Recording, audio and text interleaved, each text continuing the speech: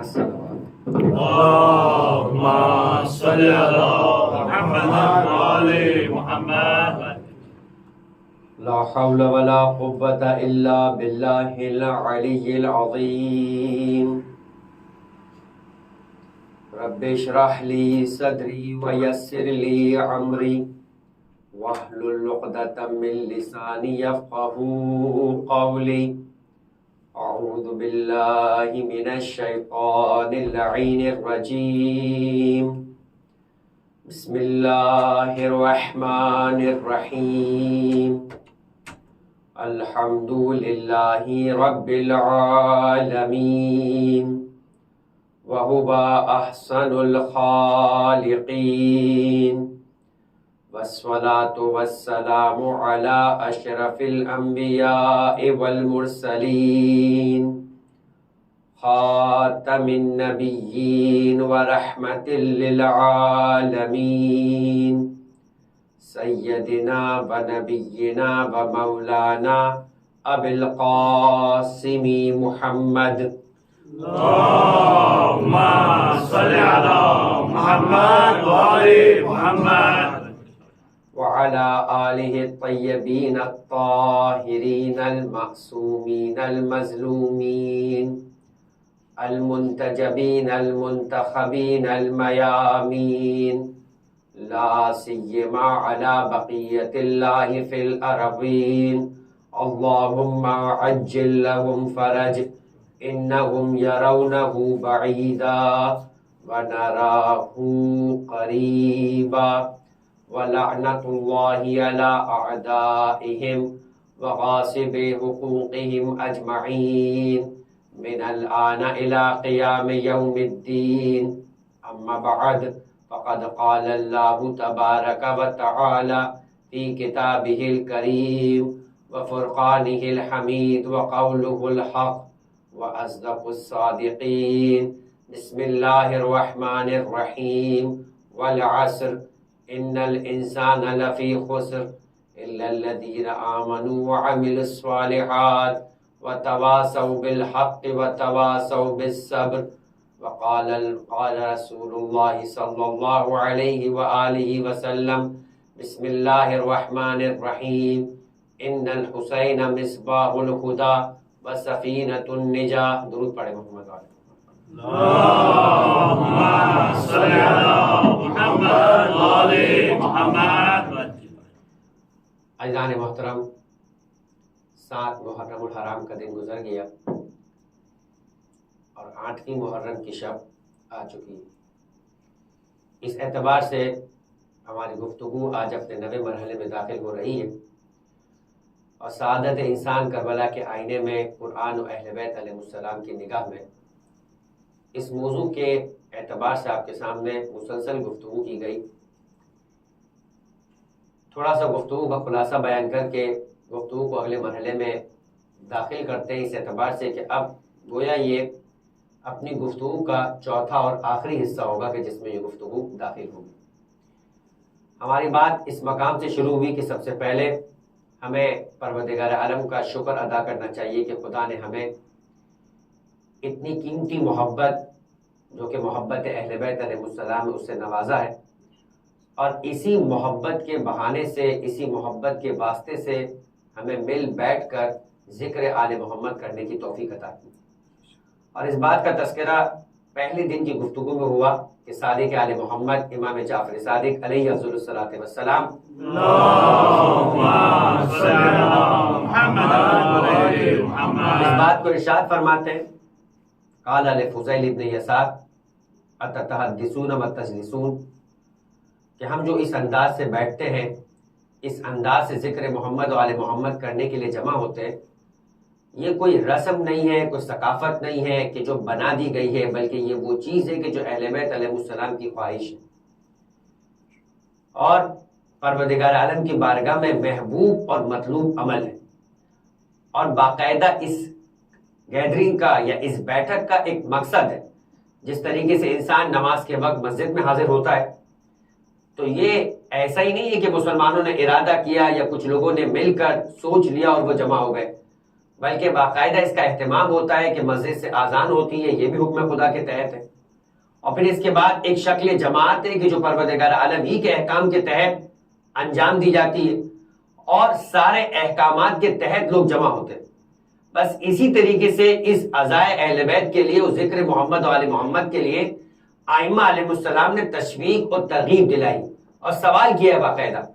ایسا نہیں ہے کہ کہیں جمع ہو گئے، امام نے صرف تعریف کر دی، بلکہ امام نے مختلف مقامات پر روایتوں میں تذکرہ ہے کہ لوگوں کو یہ تشویق دلا کر سوال کی صورت کے اندر کہا ہے کہ یہ کام کرتے ہو یا نہیں کرتے ہو۔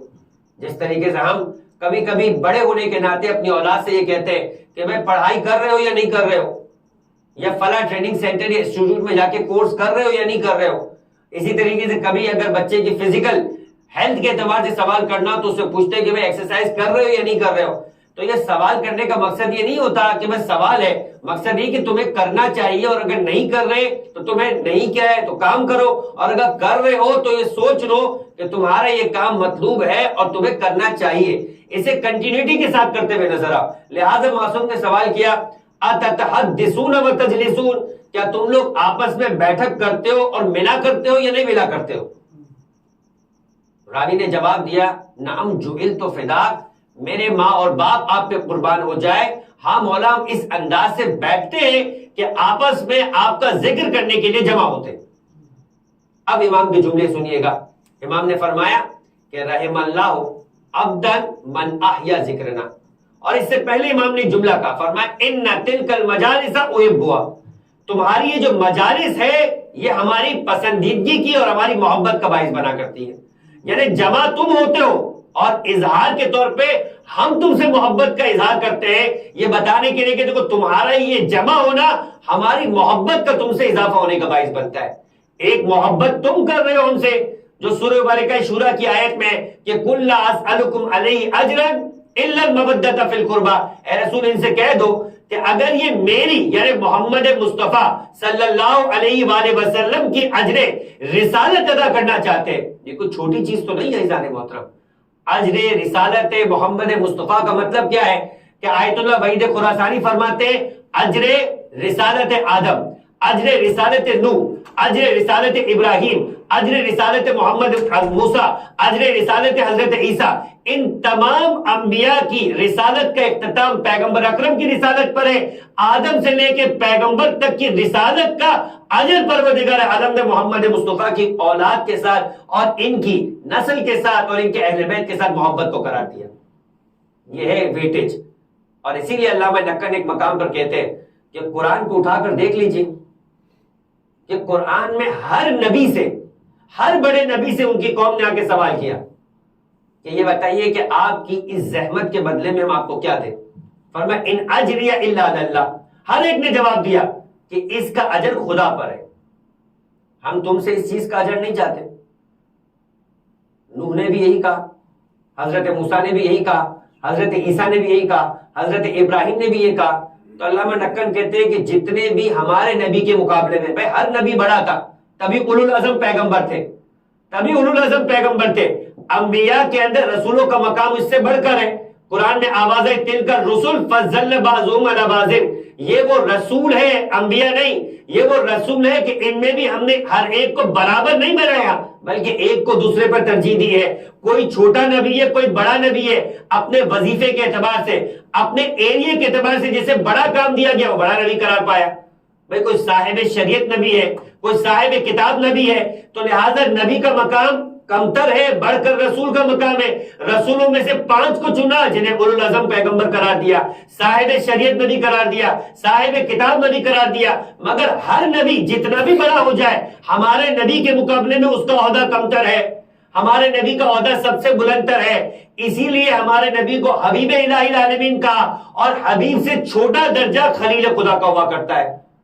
کا فرق کیا ہے؟ خلیل وہ ہو جو دوستی کچھ چاہے، حبیب وہ ہے کہ جس سے دوستی چاہی جائے۔ خلیل وہ ہے کہ جو آپ سے ملنے کے لیے آپ کے گھر آئے، حبیب وہ ہے کہ جن سے ملنے کے لیے آسمان پہ بلایا جائے۔ درود پڑھے محمد والے محمد پر۔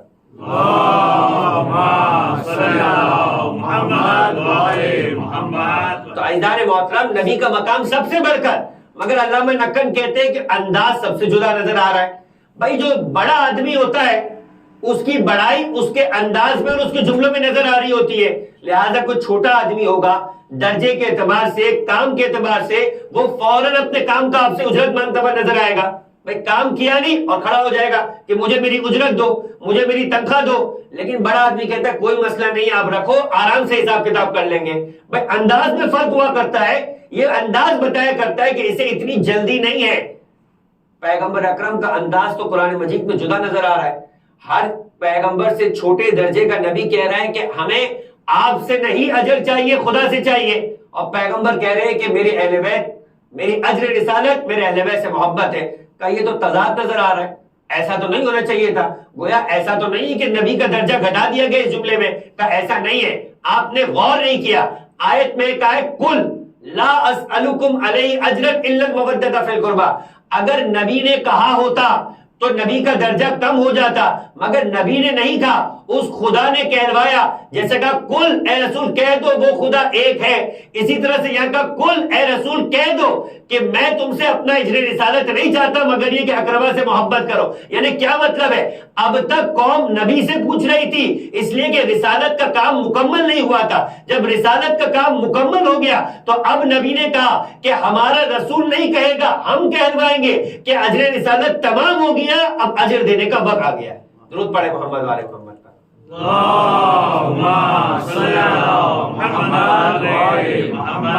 تو اس کل لا اسألکم کی آیت کو ملائے آیہ بلغ کے ساتھ. آیہ بلغ میں پیغمبر اکرم سے کیا کہا پروردگار نے؟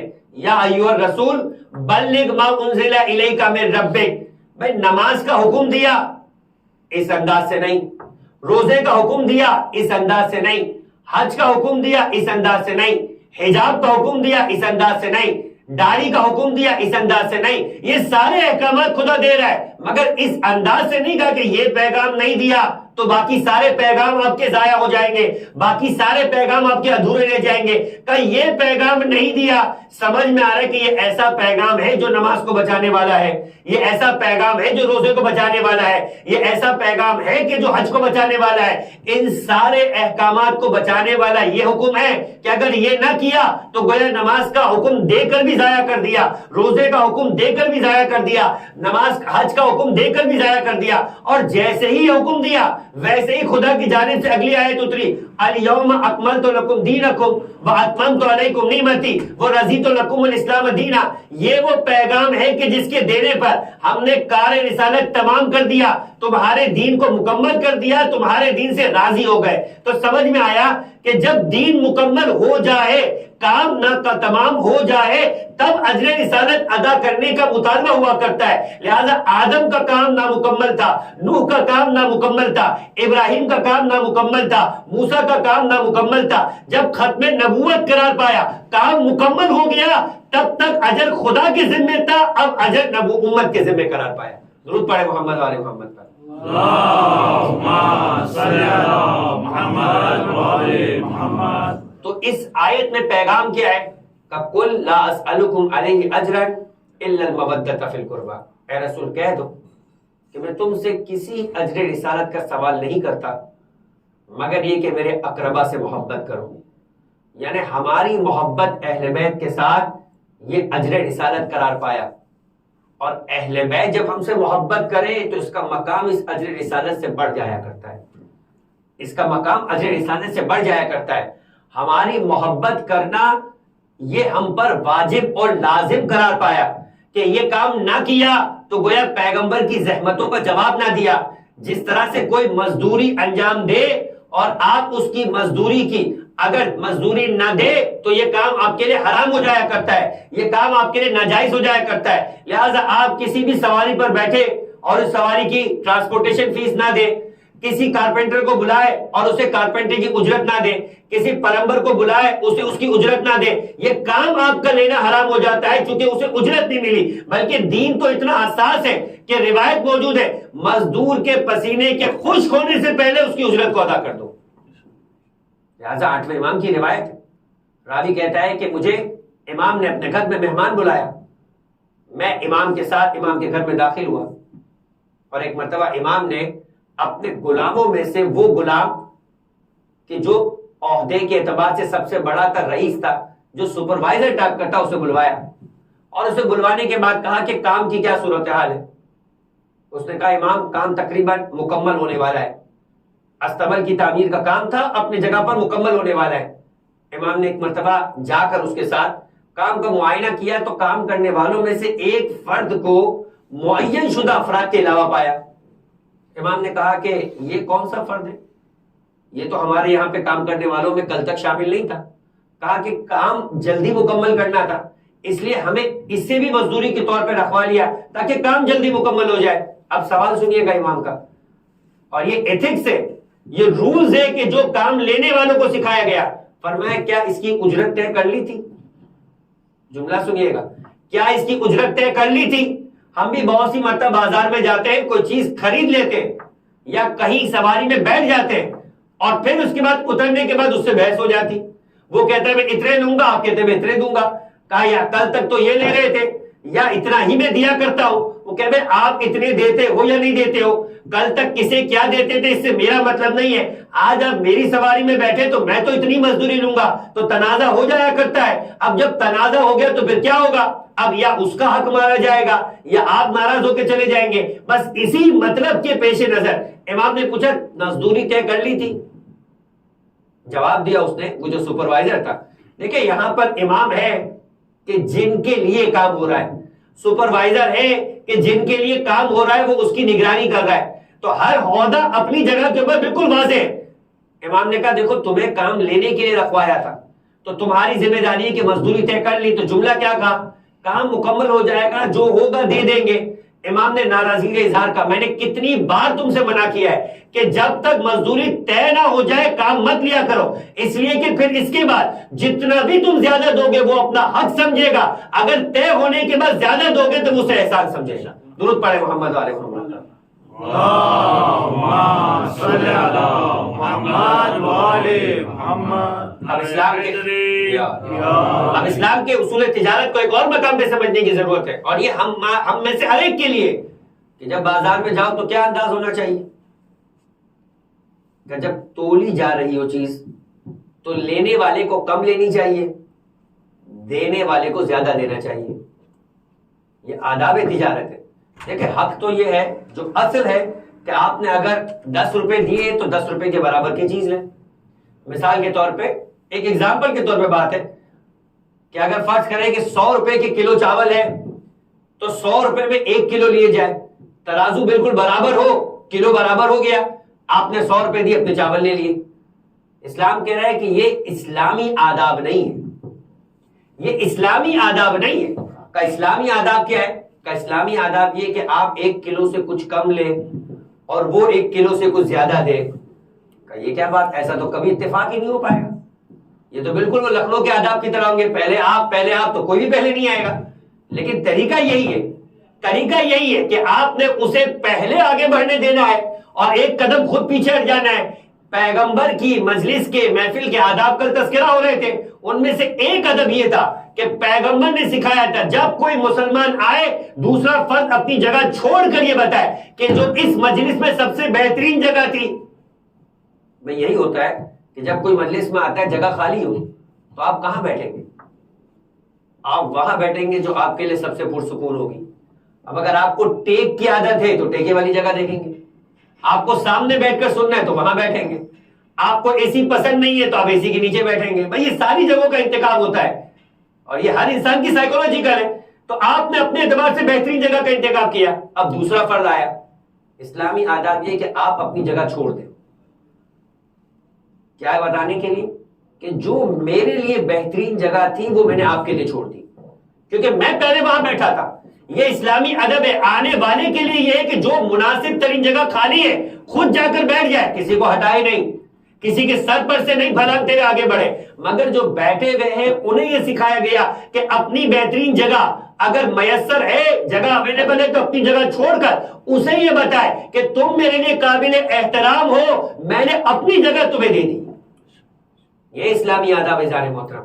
اسی لیے کہا گیا ہر مسلمان سے کہ سلام میں پہل کرو، جبکہ سلام میں پہل کرنے کے نتیجے میں 69 نیکیاں ہے اور جواب دینا واجب ہے، فقط ایک ہی نیکی ملے گی۔ کہا لیکن تم سلام کی ابتدا کر کے بتاؤ کہ میں ایز اے مسلم تمہارے مال کا بھی ضامن ہوں، تمہاری عزت کا بھی ضامن ہوں، تمہاری جان کا بھی ضامن ہوں، خدا سے سوال کرتا ہوں کہ تمہارے لیے سلامتی ہی سلامتی ہو۔ دیکھیں اسلام کا انداز ہے باقاعدہ، اسی لیے کہا کہ جب آپ بازار میں جاؤ تو تاجروں کے لیے نہیں کہا، ہر فرد کے لیے کہا کہ جب آپ بازار میں جاؤ تو جب آپ اپنی چیز لو تو کچھ کم لو، آپ پر اس کا ایک دانے کا حق بھی زیادہ نہ ہو، اور جب وہ آپ کو چیز دے تو زیادہ دے تاکہ ایک دانہ اس کا حق آپ کی جانب نہ آ جائے، یعنی ہر ایک اپنے اعتبار سے اگلے کا حق ادا کرتے ہوئے نظر آئے، اپنے حق کا تقاضا کرتے ہوئے نظر نہ آئے۔ جب اس انداز کا معاشرہ ہوگا تو کسی پر کسی کا حق نہیں ہوگا، ہر ایک دوسرے کے ساتھ نیکی کرتا ہوا نظر آئے گا۔ اسلام یہ نہیں کہتا کہ برابر کا دیا جائے، اسلام یہ نہیں کہتا کہ بالکل اس طرح سے معاشرے میں چلے جائے کہ آدمی ریجڈ ہو کے کھڑے ہو جائے کہ مجھے میرا حق دو ورنہ میں نہیں جاؤں گا۔ کہا نہیں، حق سے کچھ کم لے لو اور نکل جاؤ، اور وہ کیا کرے، حق سے کچھ زیادہ دے اور اس انداز سے اپنی ذمہ داری پورا کرے۔ تو یہ اسلامی آداب ہے عزیزان محترم، اور اسی اعتبار سے گفتگو ہو رہی تھی کہ 8ویں امام نے بھی یہی سکھایا۔ تو اب اجر رسالت کیا ہے کہ آپ نے اجر رسالت یعنی اہل بیت کے یعنی اللہ کے رسول کے اقربا سے محبت کرنی ہے، یہ محبت کرنا آپ پر واجب ہے، اس سے کم کا سوال نہیں ہے، اس سے کم کا سوال نہیں ہے، اس سے کم کیا تو آپ نے اجر رسالت ادا نہیں کیا۔ تو پیغمبر کی جانب سے کسی بھی احکام پہ آپ عمل کر رہے ہیں، اس احکام کی بغیر مزدوری خدا کے سامنے کیا جواب دیں گے؟ تو یہ تو کرنا ہی کرنا ہے۔ مگر چھٹے امام کیا فرما رہے ہیں کہ یہ مجلس تمہاری کل اسألکم علیہ اجرا الا المودۃ فی القربہ کا اظہار ہے۔ اسی لیے آگے وحید خراسانی کہتے ہیں اہل بیت کی ولادت پہ جشن منانا، اہل بیت کی مصیبت پہ عزاداری کرنا، یہ کل اسألکم علیہ اجرا الا المودۃ فی القربہ کے حکم کی تعمیل ہے۔ بھائی اقیموا الصلاۃ کی تعمیل کیا ہے کہ فجر کی نماز پڑھیں، وآتوا الزکوٰۃ کی تعمیل کیا ہے کہ مال کی زکات ادا کریں۔ کہا کہ جب مال اتنا آ جائے کہ حج پر جا سکے تو زندگی میں ایک بار حج پر جائے، ماں باپ ہو تو ان کا احترام کرے، اولاد ہے تو ان کا حق ادا کرے، زوجہ ہے تو اس کا نفقہ دے، یہ سب واجب ہے۔ کہ اسی طریقے سے کل اسألکم علیہ اجرا الا المودۃ فی القربہ کے حکم کی تعمیل کا ہے، کہ یہ مجلس اس حکم کی تعمیل ہے، یہ جشن اس حکم کی تعمیل ہے، یہ ماتم اس حکم کی تعمیل ہے، یہ نوحہ پڑھنا اس حکم کی تعمیل ہے، یہ سبیلے لگانا اس حکم کی تعمیل ہے، یہ حدیث قصہ پڑھنا اس حکم کی تعمیل ہے۔ یہ سب حکم کی تعمیل کے مختلف قسم کے نمونے، جو جس انداز سے عمل کر سکتا ہے اہل بیت رسول کے حق کو ادا کر کے اللہ کے رسول کا حق ادا کرتا ہوا نظر آئے۔ درود پڑھے محمد وعلى محمد پر۔ اللهم صل على محمد وعلى محمد۔ اسی لیے آگئے مصباح یزدی اپنی کتاب کے اندر اس بات کو لکھتے ہوئے نظر آتے ہیں، وہ خود چونکہ ایک مبلغ ہے، وہ فرماتے ہیں کہ میں مجلس اور ذکر حسین کر کر اجر رسالت ادا کر رہا ہوں، آپ مجلس حسین سن کر اجر رسالت ادا کر رہے ہیں۔ مجلس کے بعد نوحہ پڑھنے والا نوحہ پڑھ کر اجر رسالت کو ادا کر رہا ہے، نوحے کے جواب میں ماتم کرنے والا اجر رسالت ادا کر رہا ہے۔ ان میں سے ہر کام اجر رسالت ہے، یہ کوئی کام ایسا نہیں ہے کہ انسان سمجھے کہ یہ مستحب ہے، ان میں سے ہر کام واجب ہے، بلکہ واجبوں میں بڑا واجب ہے، اس لیے کہ ہر واجب کا اجر یہی اجر رسالت ہے، ہر واجب کا اصل یہی اجر رسالت ہے کہ یہ اگر ادا نہیں ہوا تو پھر آپ کچھ ہی کیوں نہ ادا کرتے رہو، سب کچھ آپ کے منہ پہ دے مارا جائے گا۔ اور یہ میں جوش خطابت میں نہیں کہہ رہا ہوں، یہ امام پنجم امام محمد باقر علیہ افضل الصلاۃ والسلام اللهم صل على محمد وعلى محمد۔ قول امام فرماتے کہ اگر کوئی شخص، جملہ سنیے گا، اگر کوئی شخص صائم اللیل و قائم النہار، میں اور آپ کتنے وقت کی نمازیں پڑھ لیتے ہیں؟ 5 وقت کی نماز پڑھ لے تو ایسا لگتا ہے کہ شاید رستنگا کا ولی خدا بن گیا۔ تو 5 وقت کی نماز پڑھ رہا ہے، وہ بھی اگر نماز اپنے اول وقت یعنی جس وقت آذان ہوتی اس وقت پہنچ جائے، اور بڑا ولی خدا کون ہوگا یہاں کا کہ جو نماز کے بعد تعقیبات نماز بھی پڑھ لے، ایک آدھ تسبیح پڑھ لے، کچھ دعائیں پڑھ لے۔ اس سے بڑا کون ہوگا جو کبھی کبھی شب جمعہ زیارت امام حسین اور 2 رکعت نماز پڑھ لیں، اپنے والدین کو اگر وہ گزر چکے، اپنے آبا و اجداد کو گزر چکے تو ان کی مغفرت معلم پڑھ لیں۔ پھر درجہ آئے گا نماز شب کے پڑھنے کا. مگر امام ایسے نمازی کی بات نہیں کر رہے. فرمایا قائم اللیل و صائم النہار, ساری رات جاگ کر عبادت کرنے والا اور ساری زندگی روزے رکھنے والا. ہم صرف سوچ سکتے ہیں, سن سکتے ہیں, مگر ہم میں یہ ہمت و جذبہ نہیں. ہم تو سال کے اندر, اگر میں نے اس وقت بھی تذکرہ کیا تھا کہ شب قدر میں جاگنے کو کہہ دیا جائے, وہ بھی اللہ سودا کر رہا ہے کہ ایک کے بدلے 364 دن سونے دے گا, کہ بھائی ایک رات جاگ لو اور باقی 364 دن کو اپنے بنوا لو. تو ہم اللہ سے کہہ رہے کہ یہ ایک کے بدلے 364 دن کا سودا ہو کے. اگر الٹا ہو جاتا تو 364 دن کون جاگتا؟ تو عزیزان محترم, امام تو فرما رہے ہیں کہ ساری سال کی نہیں, ساری زندگی کی راتوں کو جاگنے والا اور ساری زندگی کے دنوں کا روزہ رکھنے والا. اور فرمایا 1000 سال کی اس کی زندگی, 1000 سال کی زندگی. میں نے ابھی آپ سے کہا کہ 365 دنوں میں سے 1-2 دن جاگنا الگ ہے. اگر کوئی پورا سال جاگتا ہو تو واقعاً پھر بڑی پروردگار عالم سے قربت کا مقام ہے اس کا. اور اگر ساری زندگی جاگتا ہو اور اگر 1000 سال تک اسی کام کا دوام چل رہا ہو تو کیسا عابد ہوگا وہ. اور فرمایا کہ وہ حج کرنے کے بعد صفا و مروہ کے درمیان یا مقام اور حجر اسود کے درمیان مظلومیت کے عالم میں مارا جائے, اس کے باوجود بھی اس کی ساری عبادت اس کے منہ پہ دے مانی جائے گی اگر اس کے دل میں ہماری محبت نہ ہو. اگر ہماری محبت نہ ہو تو یہ نمازیں بیکار ہے, یہ روزے بیکار ہے, یہ سب بیکار ہے. اس لیے کہ اس اجر کے بغیر ہے کہ جس اجر کے ساتھ ہی ان کی قیمت ادا ہوگی, اس کے بغیر ان کی قیمت نہیں ہے عزیزان محترم. اسی وجہ سے 8ویں امام کی وہ روایت کے جس کا میں نے وعدہ کیا تھا کہ کسی دن موقع ملا تو آپ کو پیش کروں گا, آج اس روایت کو پیش کر دیتا ہوں, کیونکہ بہت مناسب ہے کہ انسان آج کے دنوں میں کہ جو قریب ہو رہے عاشور کی رات سے, کہ انسان کو اس بات کا احساس ہو کہ وہ کس غم کو منا رہا ہے. یہ ایسے ہی نہیں ہے کہ انسان آ کے جمع ہو جائے, یہ روز بروز غم بڑھتا جائے تاکہ اس کا احساس انسان کے دل میں ہو کہ یہی وہ چیز ہے کہ جو جناب زہرا کے دل کو تسلی دینے کے لیے, یہی وہ چیز ہے جس پر اللہ کے رسول ہم سے راضی ہے.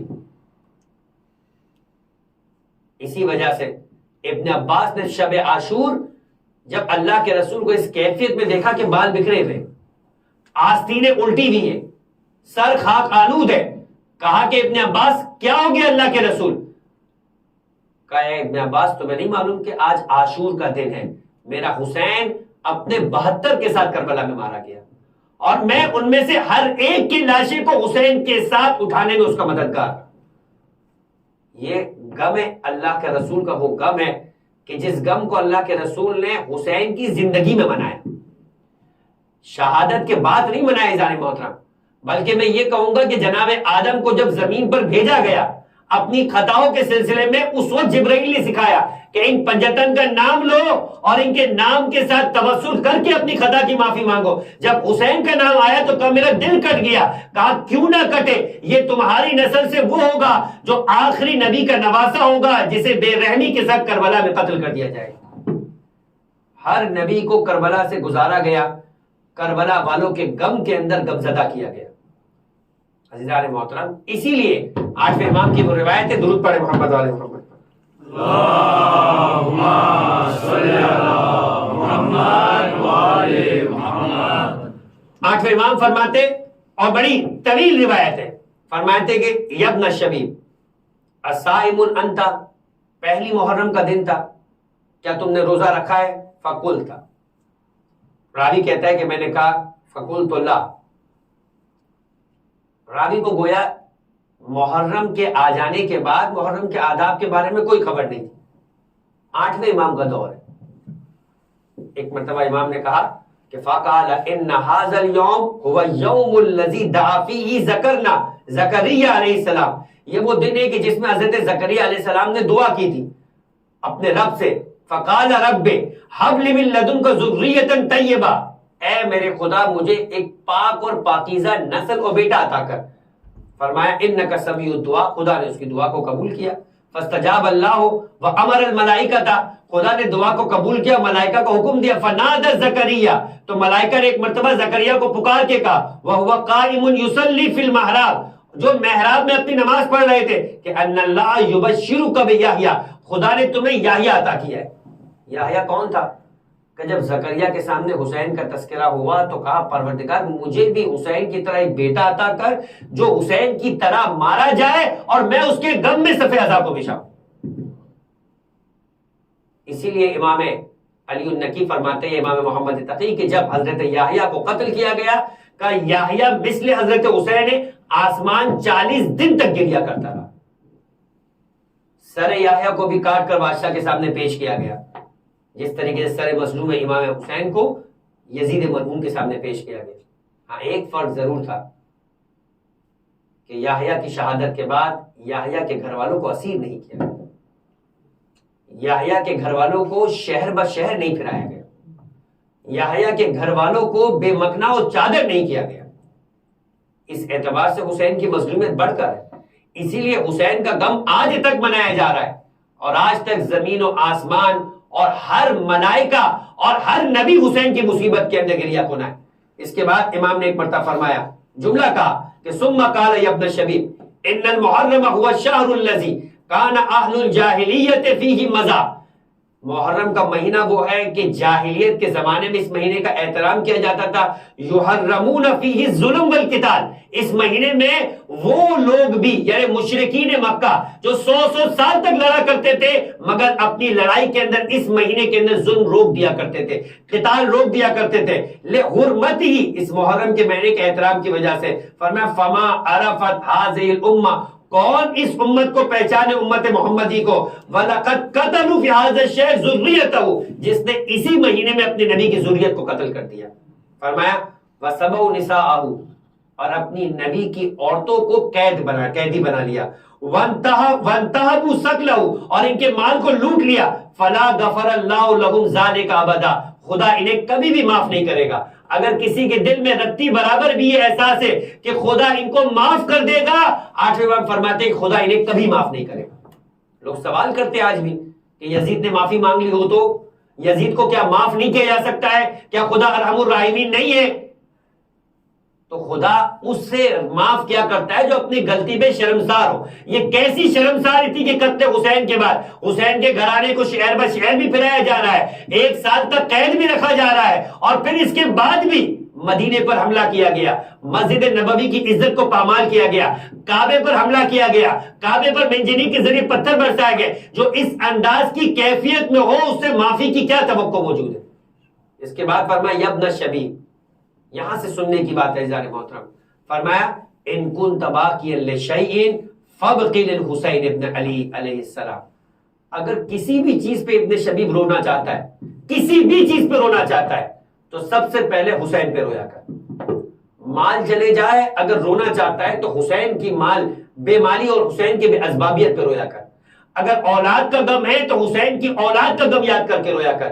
اگر اپنے شہر سے نکال دیا گیا ہے تو حسین کی ہجرت کو یاد کر کے رویا کر۔ اور اگر کہیں واقعاً تیری عزت تجھے بے عزت کیا گیا ہے تو حسین کی مصیبت کو یاد کر کے حسین پہ رویا کر۔ اگر کبھی بھوکا اور پیاسا ہوا ہے تو اپنی بھوک و پیاس پر حسین کی بھوک و پیاس کو یاد کیا کر۔ اپنی ہر مصیبت میں اگر رونا چاہتا ہے تو حق یہ کہ پہلے حسین پہ رویا کر۔ اس کے بعد فرمایا امام نے، جملہ کا امام نے، کیوں؟ فَإِنَّهُ ذُبِحَ كَمَا يُذْبَحُ الْكَبَشُ، کیونکہ حسین کو ایسے ذبح کیا گیا کہ جیسے گوسفند کو ذبح کیا جاتا ہے۔ یہاں پہ علماء نے بات بھی کہی کہ اس بات کو سمجھنے کی ضرورت ہے کہ امام رضا نے یہ جملہ کہا کیوں امام حسین کو گوسفند سے تعبیر کیا کہ جیسے گوسفند کو ذبح کیا جاتا ہے؟ کہا گوسفند کو ذبح کرنے کی بھی آداب ہے۔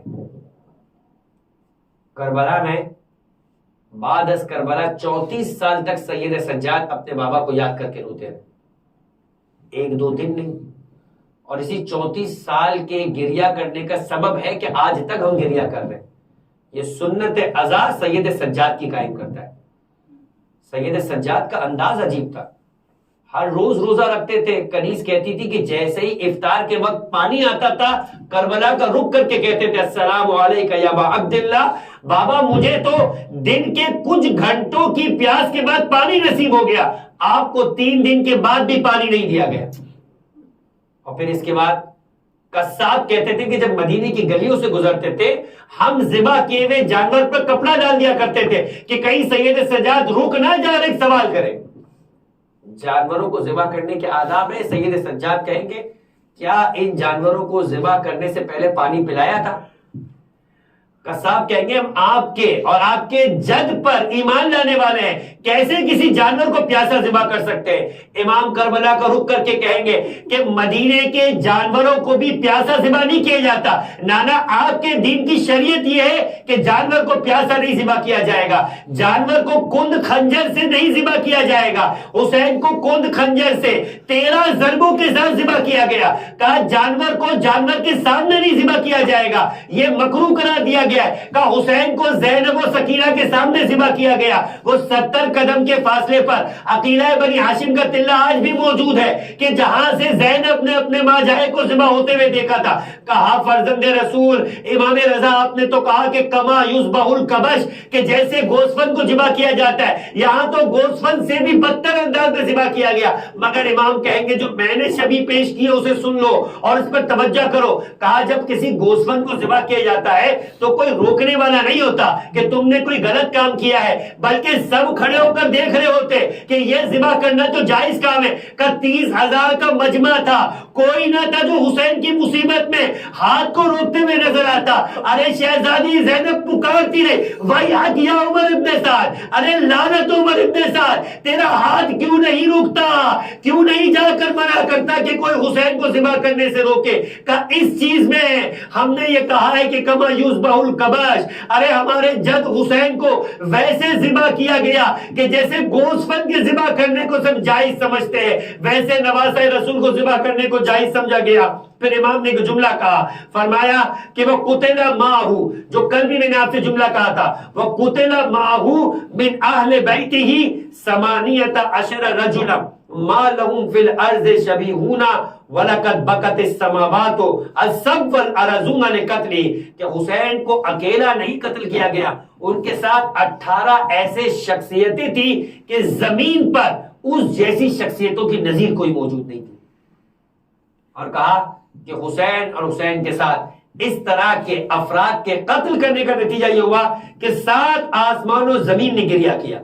وَلَقَدْ أَنزَلَ إِلَى الْأَرْضِ مِنَ الْمَلَائِكَةِ, آسمان سے 4000 ملائکہ زمین پہ اترے. فَوَجَدُوهُ, حسین کی مدد کرنے کے لیے, قَدْ قُتِلَ, مگر دیکھا کہ حسین قتل کر دیے گئے.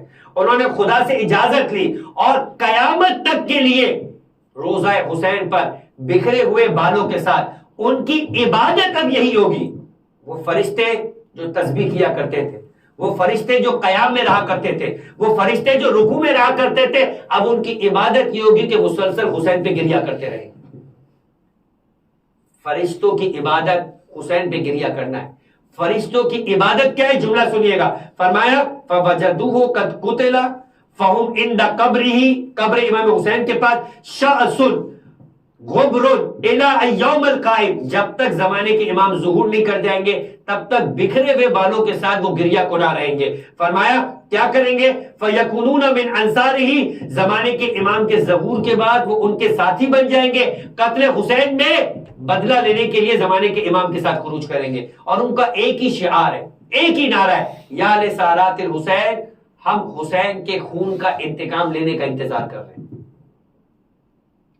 یہ جو الاجل الاجل زمانے کے امام کے لیے جملہ ہے, یا فیا لیتنی کنت معکم, اے کاش کہ ہم آپ کے ساتھ ہوتے, فیا لیتنی کنت معکم فافوز فوزا عظیما.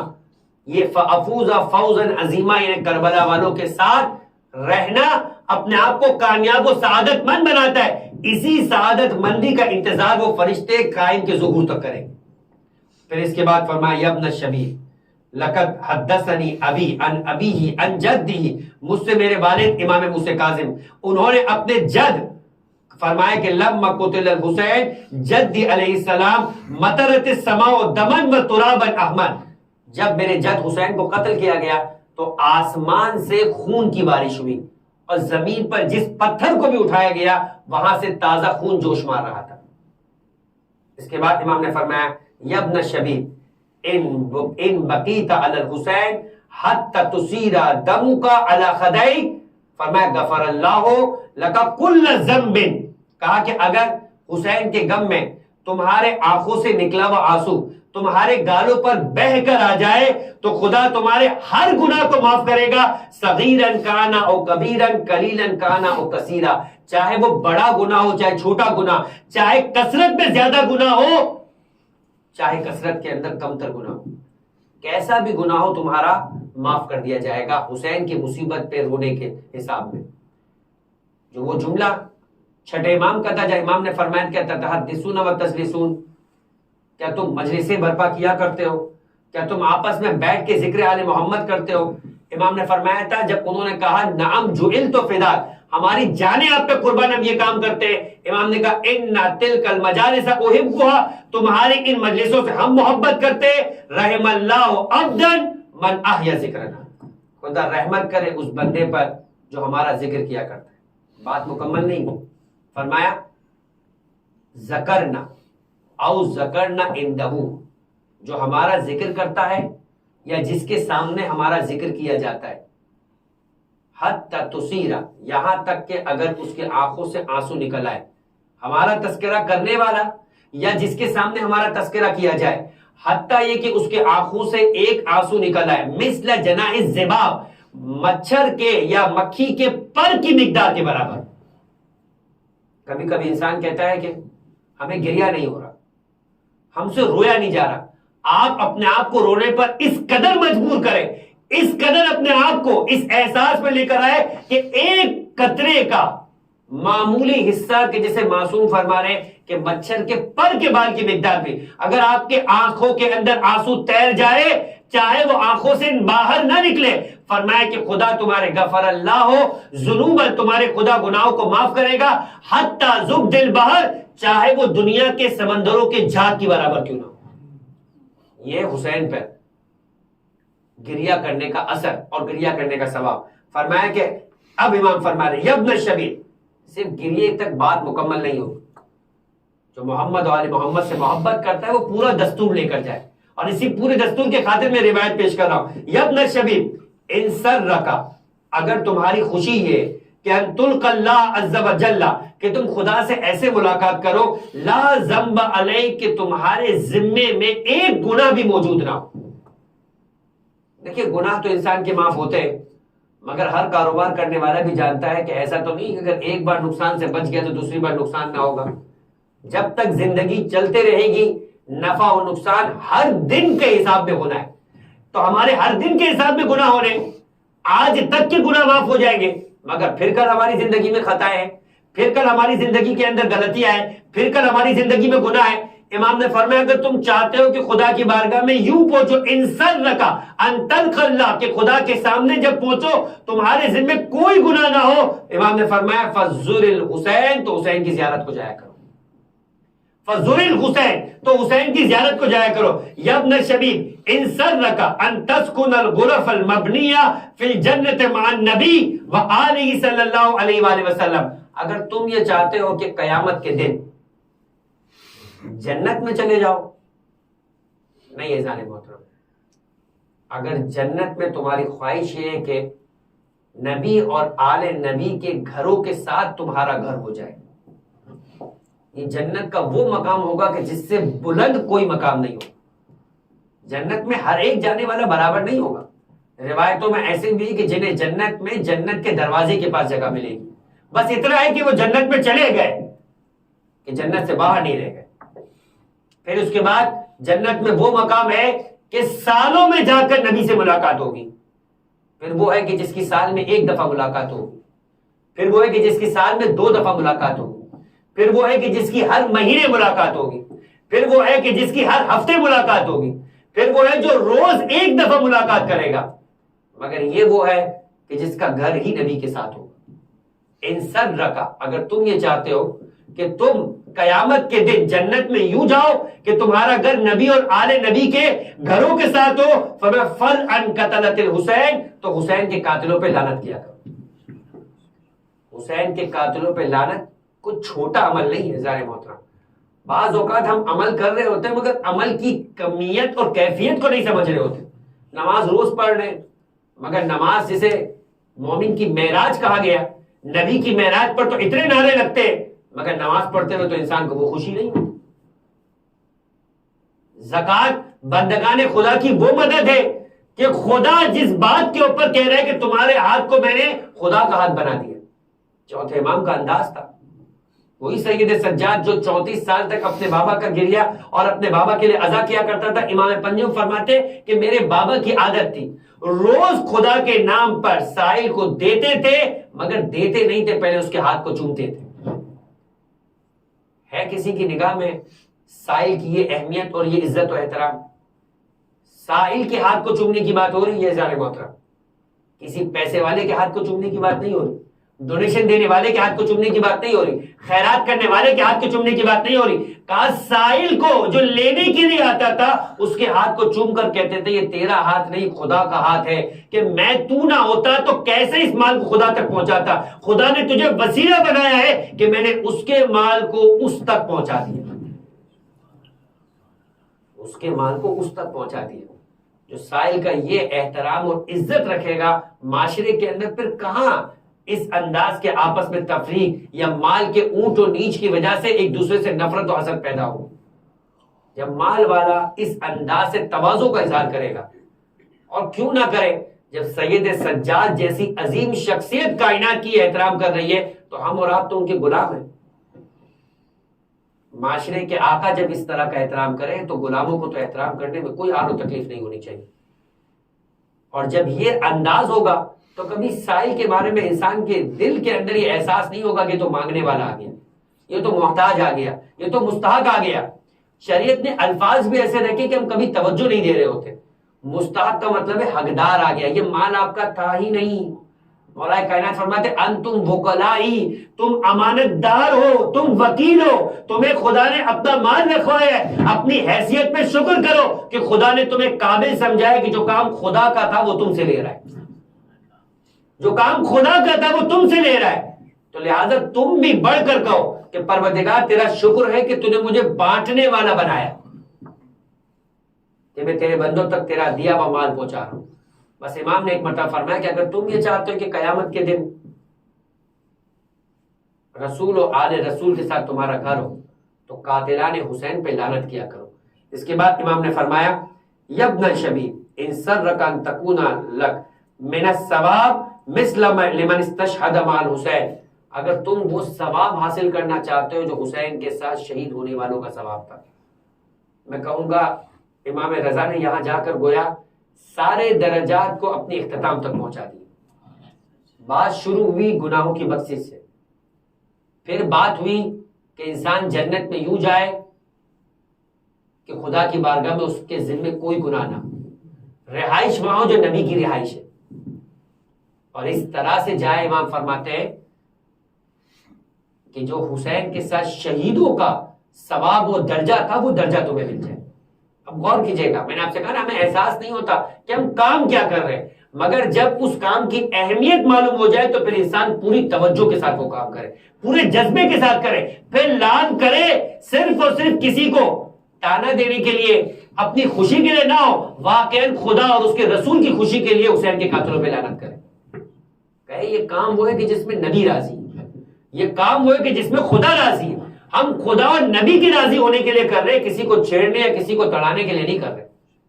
اب امام نے فرمایا کہ اگر تم یہ چاہتے ہو کہ تمہارا قیامت میں وہ مقام ہو جو حسین کے ساتھ شہید ہونے والوں کا ہے، کیا فرمایا کہ جب بھی فقل متا ما ذکرنا، جب بھی تم حسین کا تذکرہ سنو کہیں بھی کسی محفل کے اندر کہو، کیا فرمایا، کہو یا لیتنی کنت معہم فافوز فوزا نصیبا۔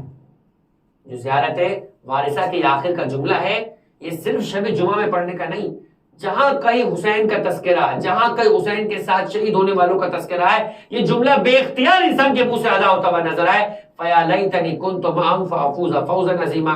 اے کاش کے کربلا میں ہم بھی حسین آپ کے ساتھ ہوتے تو جیسے حبیب شہید ہوئے، جیسے زہیر شہید ہوئے، جیسے عابس ابن شبیب شاکری شہید ہوئے، آپ کا حکم ہوتا ہم بھی اپنی جان کو قربان کرتے۔ اور یہاں جملے پہ غور کیجئے گا، یہ موضوع کے ساتھ ملانے کے لیے خاص طور پہ میں نے اس جملے کو آپ کے سامنے پیش کیا۔ ہمارا موضوع تھا سعادت انسان، جملہ کیا ہے، فیا لیتنی کنت معکم، اے کاش کہ میں آپ کے ساتھ ہوتا، فافوز فوزا عظیما، تو سعادت کے بلند ترین مرتبے پہنچ جاتا۔ ہم سے زیادہ سعادت مند کربلا والوں سے زیادہ سعادت مند کون ہوگا کہ جس نے اپنی زندگی کا سرمایہ حیات حسین کے قدموں پہ جان نثار کر دی. عزیزان محترم، اور جس نے یہ جملہ سمجھ لیا تو اسی انداز سے واقعہ نے جملے کو ادا بھی کیا. آج جس نونہال حسن، جس یتیم حسن کا تذکرہ کرنے کے لیے ہم اس مقام پہ جمع ہوئے، جملہ کیا تھا قاسم کا؟ قاسم فقط 13 سال کے اس نوجوان بچے کا نام ہے کہ جس عمر کے اندر انسان جینے کی تمنا کرتا ہے، مرنے کی تمنا نہیں کرتا. اس نے مرنے کے بارے میں تصور بھی نہیں کیا ہوتا. اور یہ وہ بچہ تھا کہ عجیب جملہ ہے عزیزان محترم، کانا وجہہ کالقمر. حمید ابن مسلم جو یزیدی فوج میں موجود ایک عیسائی رائٹر تھا، جس نے کربلا کی داستان کو حاکم کی جانب سے لکھا. اس کا جملہ تھا کہ جیسے ہی قاسم خیمے سے نکلے کربلا میں جہاد کرنے کے لیے، کا ایسے لگا جیسے بادلوں کی اور سے چاند نکل آیا. کا جو دشمن کی نگاہ میں چاند ہوگا وہ ماں ام فروا کی نگاہ میں کیا ہوگا. وہ چچا حسین کی نگاہ میں کیا ہوگا کہ جب فقط 2.5 سال کا سن تھا تو اپنے بابا کو اس انداز سے دیکھا کہ خون کی قے کر رہے ہیں اور امام حسن کے منہ سے جگر کے ٹکڑے کٹ کٹ کر قے کی صورت کے اندر لگن میں گر رہے. جس بچے نے 2.5 سال کی عمر میں ماجرا دیکھا ہو، مگر تھا تو بچہ. تاریخ بتاتی کہ بچے کی ایک عادت ہوتی ہے ایسی کیفیت کے اندر جب باپ کو ایسی مصیبت میں دیکھتا ہے وہ باپ سے لپٹ جایا کرتا ہے. قاسم آ کر باپ کے ساتھ لپٹ گئے، باپ کے سینے پہ سوار ہو گئے. ام فروا تو ایک مرتبہ اس منظر کو دیکھ کر اپنے آپ کو روک نہ سکی. کہا بیٹا قاسم بابا تکلیف میں ہے.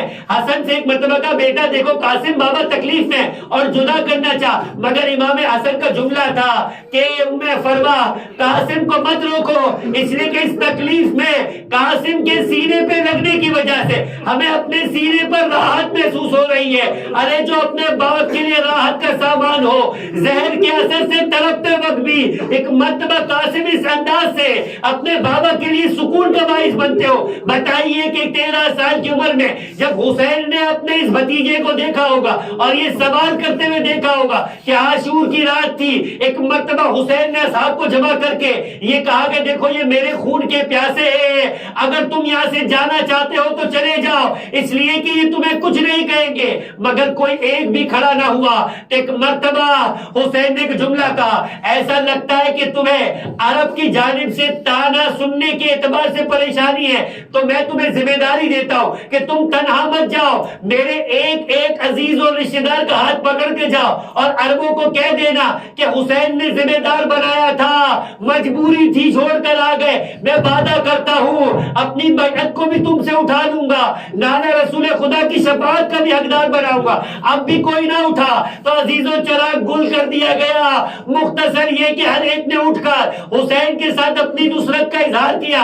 ایسے میں حسین نے انہیں دعا دی اور ایک مرتبہ ہر ایک شہید کو اس کا مقام بتایا. جب منزل اور گفتگو چل رہی تھی قاسم سے برداشت نہ ہوا. سب کا نام آ رہا ہے مگر قاسم کا نام نہیں آ رہا. ارے 13 سال کا بچہ تھا مگر اپنے چچا پر اپنی جان قربان کر دینے کے لیے اتنا مشتاق تھا، اتنا تڑپ رہا تھا کہ ایک مرتبہ بختر کے جملے کہ قاسم کھڑے ہو گئے. سب بیٹھے تھے، قاسم کھڑے ہو گئے، ایڑیوں پہ کھڑے ہو گئے، گویا دکھانا چاہ رہے کہ نام میں قد میں کسی سے کم ہوں، لڑنے کے اعتبار سے سب کے برابر ہوں. کہا چچا یہ بتائیے کل کے شہیدوں میں میرا نام نہیں ہے. ایک مرتبہ چچا کے ساتھ سامنا ہوا.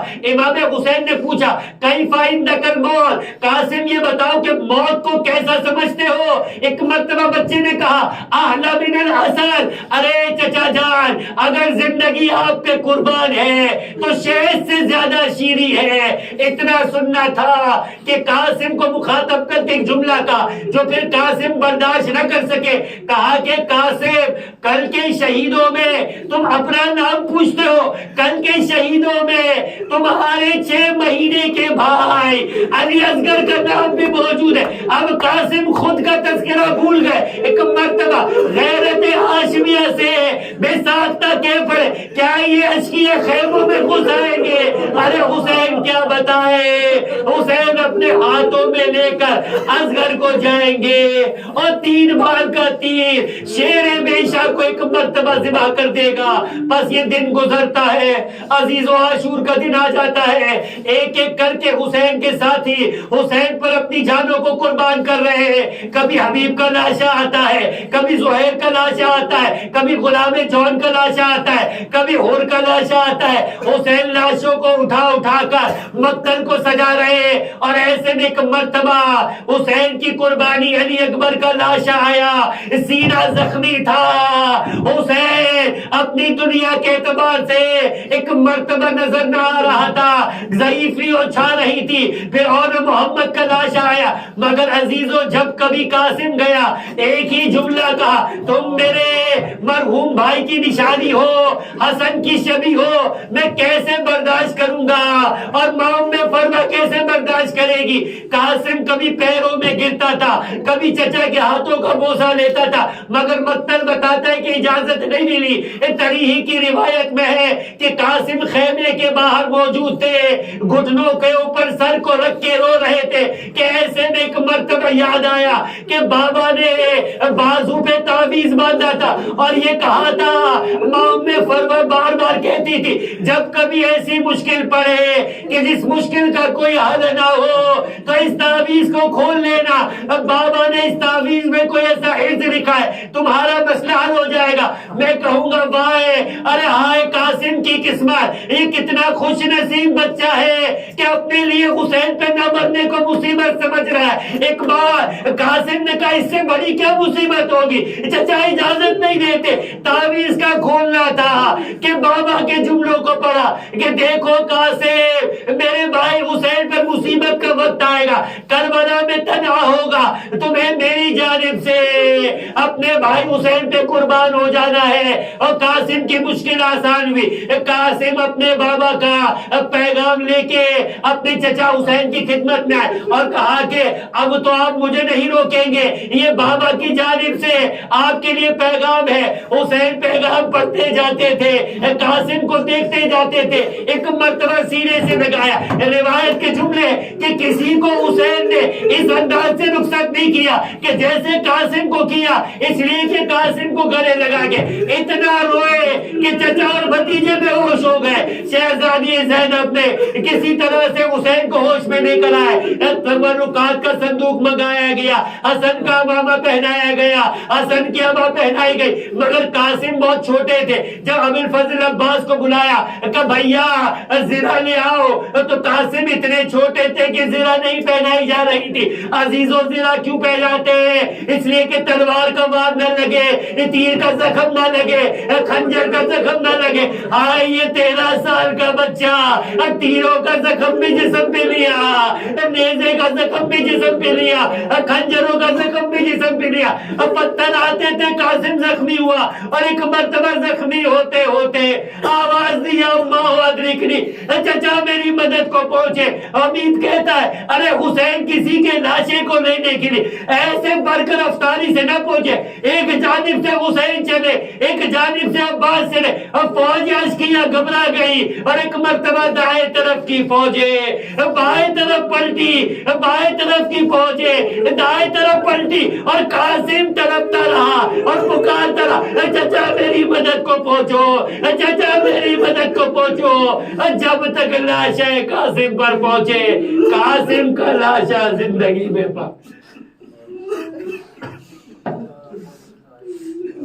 الا ولعنۃ اللہ علی قوم الظالمین وسیعلم الذین ظلموا ای منقلب ینقلبون. بہرحال تو جو واسطہ محمد والے محمد کی مصیبتوں کا, ان مصیبتوں میں بہنے والے ناسوں کو اپنی بارگاہ میں قبول فرما.